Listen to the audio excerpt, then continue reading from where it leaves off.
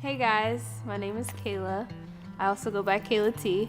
I'm a singer-songwriter here in North Carolina, but eventually I hope to branch out, move somewhere else, and just tour the world singing and sharing my music, writing for other artists, just engaging with other artists. That'd be really cool. What sparked your passion for music? Okay, so this is a really awesome story.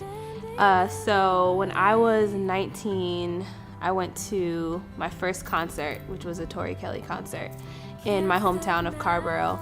And I met her, and it was awesome, and she was just, she's a Christian as well, and so I was just I'm always inspired by her in general. But yeah, that show she played, she did something where she had this thing called Tea with Tori, where she invited people who promoted her show in their town to come have tea with her before she started the show. And so these girls went and they had tea with her, and when they came back, they were all bawling their eyes out, crying. And I was just like, what's going on? What's wrong? You guys okay? And they were like, yeah, actually, I don't know. I just feel so loved right now. And I was like, oh, wow, that's really awesome. And they were like, yeah, I don't know. We sat down, we had tea, but she served us and she talked to us and she engaged with us, and I felt so much love from that. And that love and that just her passion for music was just felt through the whole show. And she just spoke just positivity over us and spoke about God. And I'd never seen that before. I'd never seen an artist, I'd never seen anybody minister to people outside of church, and I just fell in love with that. And I already loved music and I liked to sing, but I think that night I was like, okay, I really feel something. I feel this is what I want to do. For the first time I looked at something and was yeah, that's what I want to do. And so yeah, songwriting came to me as well, with just my uncle's a songwriter, and I would always walk around the house, sing little melodies and stuff, but I never took it serious. So I just kind of started taking it seriously, and yeah, something came of it. And so now I'm this is what I want to do. I can't see myself doing anything else with my life than music.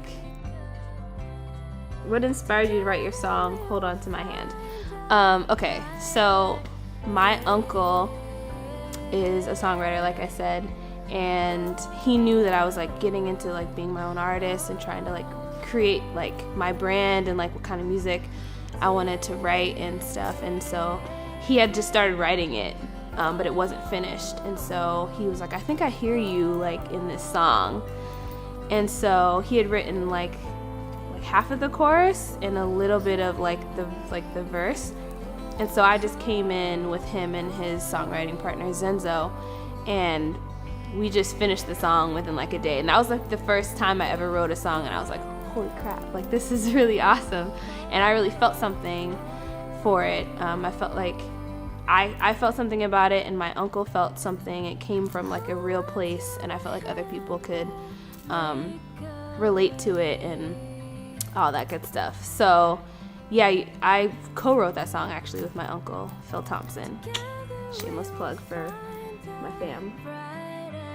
What do you hope to accomplish with music, and how do you want to inspire others? So with my music, I don't know, I think for me right now, I'm still trying to find my sound. I'm still trying to find who I am as an artist. But the end goal, the whole reason why I want to do all of this is to glorify God with my gift. And I really feel like I said with the Tori Kelly show, I really feel that's something that I'm called to, is to minister to people outside of church. So doing secular music is, I don't know, I love pop music, and so I want to use that in a way to glorify the Lord and to show people a real relatable Christian and somebody to look up to and to follow for the generation under me. And so yeah, I really just want to inspire others by just sharing peace and love and sharing the truth of what God says, and never trying to like shove anything down anyone's throat, but truth that I find is truth to me and like has been beneficial in my life and what I think can be beneficial in everyone's life, which is following Christ. What kind of legacy do you want to leave behind? What kind of legacy? I feel like what's cool is that the legacy of like the Thompson family, my family, is really big, and it's really big in church.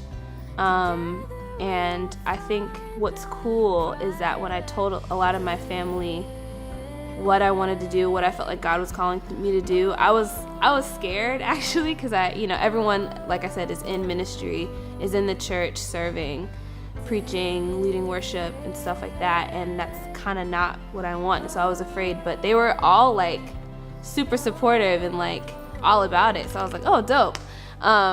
And so I think for me, the legacy I want to continue is like still ministering to people, but just in a different way, and like kind of setting that path for like my cousins and like my siblings to not feel like they have to be confined into the church walls.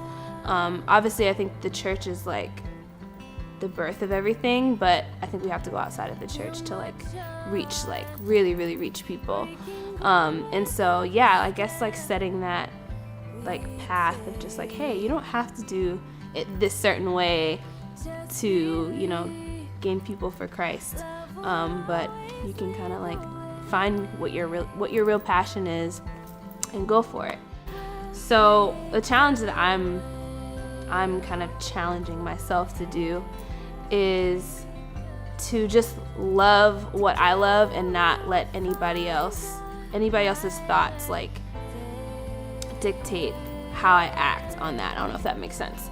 But yeah, I guess I would just challenge you guys from just listening to my little story, to find out what you love, find out what your passion is, and just go for it, and don't let anybody or anyone's thoughts or comparisons to anyone else like hold you back from doing what you really want to do.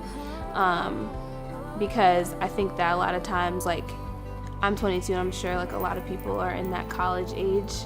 We're in college and we're trying to like find a good job, and we're trying to like, get wealth and make sure we can take care of ourselves, which is great. But I think that a lot of people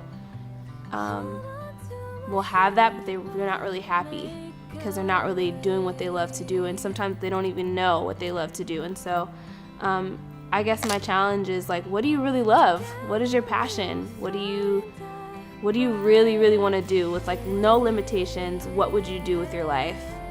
And I'll challenge you to like figure out how you could do it. And yeah, peace out. Thanks for listening. Okay, I'm done.